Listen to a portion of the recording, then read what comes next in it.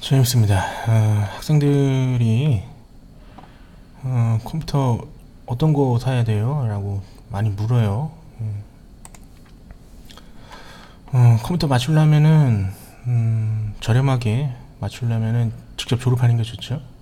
자, 메인보드 있어야 되고 CPU, 그 다음에 케이스, 파워, 램, 그래픽 카드, 모니터는 뭐 기존에 있는 거 써도 되고.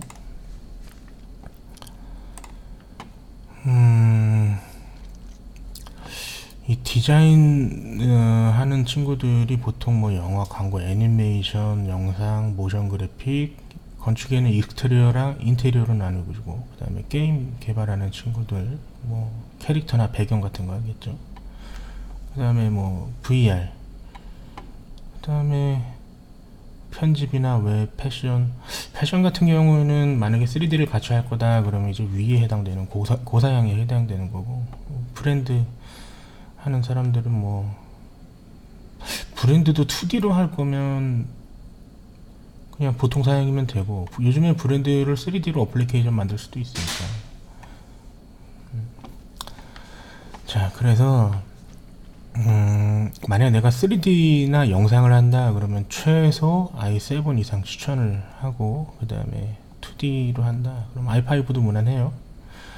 근데 이 i5를 그래픽카드 없이 쓸 때 어떤 문제가 발생되냐면 CPU에 과부하가 걸려요. 그래서 나중에 팬솜이 굉장히 시끄러워져요. 어느 정도 쓰다 보면, 몇 개월 쓰다 보면 그 현상이 바로 나죠. 그래서 이 보통 사양에서 쓰는 그리고 i5, i3 이런 거 같은 경우에는 캐드가 잘 안 들어가더라고요. 캐드가 느려요. 그래픽카드 없이 쓰면. 없어도 일단 돌아가긴 하는데 정신건강에 좋지 않다. 그래서 i7 이상을 추천한다. 그런데 소켓이 중요해요. 소켓. CPU를 살 때는 메인보드랑 소켓이 규격이 맞아야 돼요. 안 그러면은 나중에 이게 안 껴져요. 다리가 안 맞아서.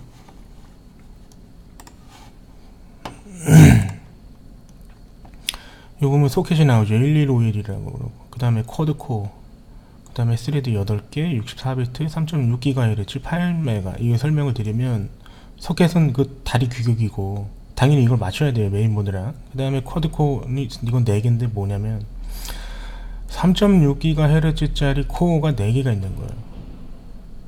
그렇게 생각하시면 되고, 코어가 많으면 3D에서 렌더링을 할 때 굉장히 이득을 볼 수 있죠. 3D는 뭐냐, 가상으로 4개를 8개처럼 만들어주는 거예요. 그 다음에 이건 캐시 메모리예요. 캐시 메모리가 어떤 역할을 하냐면 CPU 안에도 메모리가 들어있는데 3D 렌더링을 한다거나 아니면은 뭐 영상을 인코딩을 한다던가 그럴 때 이 캐시 메모리가 크면은 이득을 많이 보죠. 예, 연산 메모리. i5랑 다른 점이 이거죠. 이 속도는 거의 똑같은데 코어도 같고, 이게 차이가 있어요. 그 다음에 메인보드는 규격에 맞는 거 사면 되고, 메인보드는 그냥 저렴한 거 쓰면 돼요. 메인보드 괜히 비싼 거 쓸 필요가 없고, 단 메모리 슬롯이 4개 이상인 거를 사면 좋아요. 여기 메모리 슬롯 하나 둘 셋 4개인 것 같은데 왜 그러냐, 다른 거는 업그레이드를 보통 안 하는데 램은 업그레이드를 해야 될 상황이 있어요, 나중에. 그래서 2개인 거보다는 4개인 게 좋다. 그 다음에 이 메인보드 크기가 또 달라요. 이게 몇 가지 돼요. 그래서 ATX가 있고, 뭐 미니인가 마이크로인가 ATX가 있고, 결론은 이 케이스랑 규격을 통일하면 된다. 그리고 이 케이스는 파워가 또 크기를 맞춰야 돼요. 이렇게 맞추고 이렇게 맞추고 이렇게 맞추면 돼요. 그리고 얘는 또 얘랑 맞추고. 복잡하죠? 그래서 파워 규격하고 케이스 규격하고, 그 다음에 케이스는 어떤 걸 사냐면은 이 화려하고 이런 거보다도 가장 가벼운 걸 사는 게 좋습니다. 가장 가벼운 거, 싼 거, 저렴한 거. 그 다음에 속이, 이 소개 있잖아요, 소개. 이 소개가 아주 심플한 거, 그런 게 좋아요. 심플하고 가벼운 걸 사는 게 좋아요. 왜냐, 나중에 컴퓨터를 들고 많이 다니게 될 수도 있어요. 옮겨 다니게 될 수도 있고. 근데 나중에 이거 막 뜯고 업그레이드하고 고치고 그래야 되는데, 이 소개가 복잡하게 되면 조립하는 것도 힘들고 나중에 관리가 힘들어요. 그 다음에 이제 램을 볼까요? 램. 램은 DDR4가 있고 3가 있는데 당연히 데스크탑용에다 노트북용 램을 살지는 않겠죠. 그런 사람은 없을 것 같고, 그 다음에 4인지 3인지만 얘랑 맞춰서 사면 되겠죠. 요즘엔 다 4를 살 테고. 그 다음에 이거는 여기서 설명하고, 이 램이, 자, 이 램을 보여드릴게요. 이 램이 되게 중요한데, 여기다가 파일을 한번 열어봅시다. 자, 이게 지금 자, 아이고 지나갔다. 이 맥스가 지금 처음에는 450메가를 쓰고 있었어요. 450메가. 500메가인가? 500메가 내외를 쓰고 있었어요. 그런데 기본으로 500메가를 쓰고 있는 거죠. 그러니까, 그런데 500메가짜리 데이터를 오픈을 했더니 이게 지금 이만큼 올라왔어요. 2.5기가, 6기가 계속 올라가죠. 근데 만약에 여기서 렌더링을 하잖아요. 렌더링? 그럼 얘가 기하급수적으로 올라가요. 그래서 램이 많이 필요한 거죠. 그러면 램은 한계가 있는데 램을 벗어나면 어떻게 되는 거냐고 질문을 할 수가 있겠죠. 그러면 그때부터는 하드디스크에서, 그러니까 하드디스크를 메모리처럼 할당해서 끌어다 쓰는 거죠. 만약에 메모리 한계가 있으면. 그래서 보통은 메모리를, 만약에 3D 하는 사람들은 곱하기 한 10 정도 하면 돼요. 데이터에. 예를 들어서 인테리어나 아니면은 건축 혹은 3D 애니메이션 하는 사람들은 데이터가 크죠.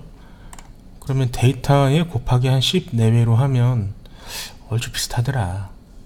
500메가짜리 하면 5기가가 필요한 거야. 근데 이게 예를 들어서 인테리어를 만약에 내가 한다. 그러면은 500메가짜리를 2개를 열어. 맥스 창을 2개를 여는 거지. 왜 그러냐? 기존에 있는 데이터를 복사해 오려고. 그렇게 되면 벌써 10기가 먹죠? 렌더링 하면 더 먹죠? 그것만 쓰나? 포토샵도 써야 되고, 파워포인트 써야 되고, 뭐, 이런 거 저거 쓸 거 아니에요. 그러면 많이 필요하다, 이거지. 그죠? 그래서 최소 16기가 이상 필요할 것 같고, 권장은 한 32기가 이상 있으면 좋고, 가능하다면 그 이상. 대신 32기가 이상을 지원하는지 메인보드에서 체크를 해야죠. 그렇게 하시면 되고, 그 다음에 영상 프리뷰는 뭐냐면은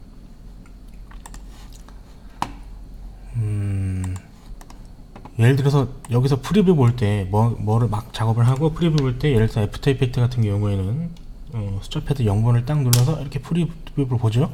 실시간으로 보려면 이렇게 해야 되잖아요, 그죠? 근데 이 가다가 아이고 여기서 끊긴다 이거지. 왜냐, 메모리가 부족해서.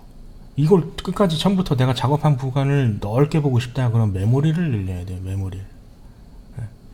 그러면 이거를 프리뷰 렌더링을 하는 거를 빠르게 하고 싶다, 그거는 CPU의 힘이고, 이거를 넓게 보는 건 메모리의 힘이죠. 그렇게 생각하시면 되고, 그 다음에 그래픽카드 중요하죠. 그래픽카드가 없어도 간단한 작업을 할 수 있지만, 만약에 3D를 한다 그러면 그래픽카드가 꼭 필요하죠. 만약에 내가 부자다 그러면 뭐 타이탄 같은 거, 그런 거를 2개를 달면 혹은 4개를 달면 아주 좋겠죠. 그래픽카드를 좋은 걸 달면 예를 들어서 뷰포트가 빨라요. 뷰포트가 안 멈추고, 데이터를 큰 거를 불러왔을 때. 근데 이게 만약에 뚝뚝뚝뚝 이렇게 하면 작업을 못 하잖아요. 그죠? 물론 그거를 소프트웨어적으로 어떻게 나중에 뭐 레이어를 분리한다든가 그렇게 극복을 하거나 그런 방법이 있는데, 그건 나중 얘기고, 기본적으로 이게 잘 안 들어가면 작업을 못 하겠죠. 불편하겠죠. 그래서 그래픽 카드가 있는 게 좋다.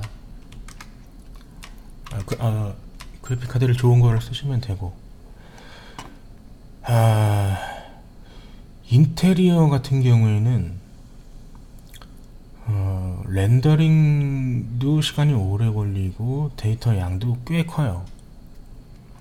그래서 인테리어 같은 경우에는 고사양의 CPU와 그 다음에 그 그래픽 카드 좋은 거 쓰면 되고, 그 다음에 더 좋은 건, 예를 들어서 학교 같은 데서 빈 컴퓨터가 있으니까 옆자리에 그걸 끌어다가 디스트리뷰티드 렌더링을 하던가, 아니면 애니메이션을 하고 싶으면 백번 서버를 이용해서 여러 개를 묶어서 한 번에 쓰는 방법이 있겠죠. 아주 효과적이에요. 이거를 학생들이 터득을 했더니 굉장히 작업을 그나마 좀 수월하게 하는 것 같아요. 빨리빨리 렌더링하고.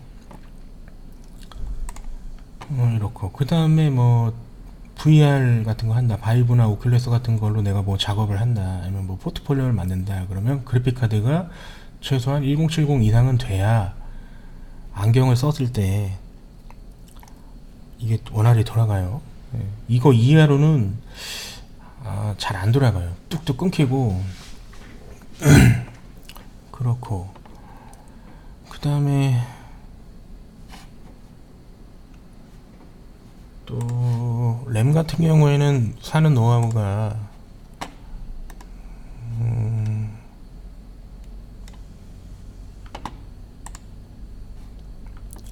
램 어디 갔어? 그리고 자, 여기서 봅시다. 1080 Ti라고 돼 있죠. Ti라고 써져 있는 거는 더 비싸요. 자, Ti가 뭐냐? 쿠다 개수가 Ti가 없는 거보다 쿠다 개수가 더 많은 거예요. 쿠다 개수. 이 쿠다 개수가 뭐냐? 요즘에는 3D 렌더링 같은 경우에는 추세가 어떠냐면, 예를 들어서 옥탄 같은 경우에는 GPU 렌더링이고, 그 다음에 아놀드 같은 경우는 CPU 렌더링이고, V-Ray 같은 경우에도 예전에는 CPU 렌더링이었는데 RT 때문에 GPU를 같이 쓰면서 요즘에 어떻게 되냐면,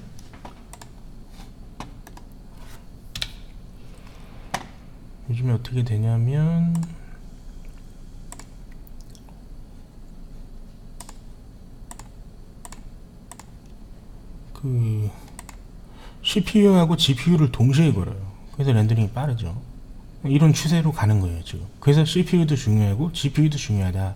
GPU는 쿠다를 쓴다. 쿠다. 그래서 쿠다 개수가 많으면 렌더링에 유리하다. 돈이 많은 친구들은 이거를 2개를 끼죠. 4개를 끼는 사람도 있고, 그죠? 이 쿠다 개수를 늘리려고. 그러면 좋고. 그러면 저렴한 거는 렌더링이 안 되나요?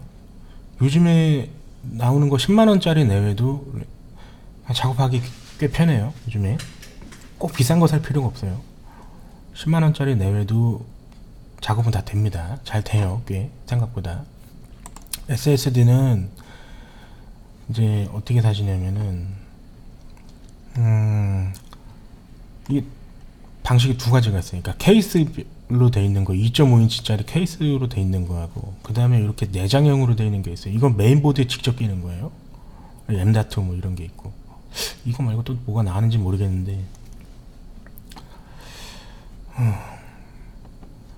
그래서 최소한 256기가 이상 정도면 돼요. 256기가면 필요한 모든 그 디자인 프로그램 같은 거를 다 설치를 하고 남아요. 아주 많이 남아요. 그래서 그 정도면 충분하다. 여유가 되면 512를 끼면 되지만 256도 충분하다. 근데 여기다 내가 게임을 깔 거다. 그럼 모질라요. 네. 게임을 한 2-3개 정도 깔 거다. 그럼 모질랄 수 있고.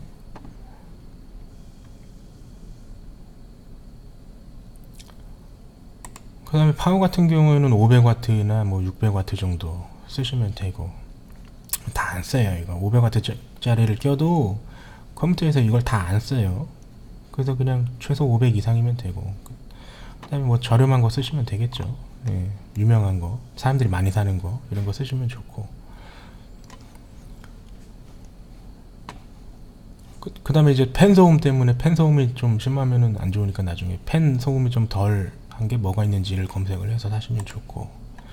케이스는 아까 얘기한 대로 제일 가볍고 제일 심플한 거, 제일 싼 거, 그냥 그거 쓰면 돼요. 아니면 기존에 있는 걸 써도 되고. 램은 어떤 걸 사냐, 8기, 예를 들어서 내가 16기가를 맞추고 싶다 그럼 8기가짜리 두 개 사는 것보다 16기가짜리 하나 사는 게 좋아요. 왜 그러냐, 나중에 업그레이드를 대비해서 뭐 예를 들어서 듀얼 채널로 해야 되는 거 아니에요? 성능은 똑같습니다.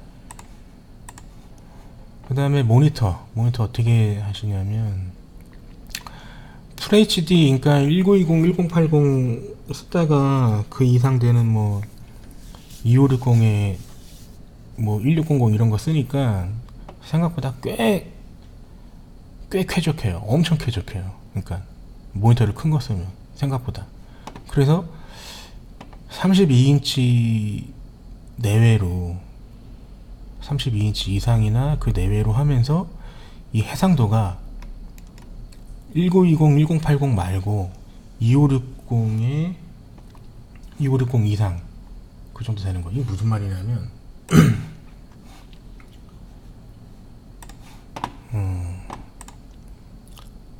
이게 예를 들어서 2560이다 가로가 픽셀이, 그럼 더 많이 볼 수 있는 거잖아요. 지금 요게 지금 FHD죠 요게. 예.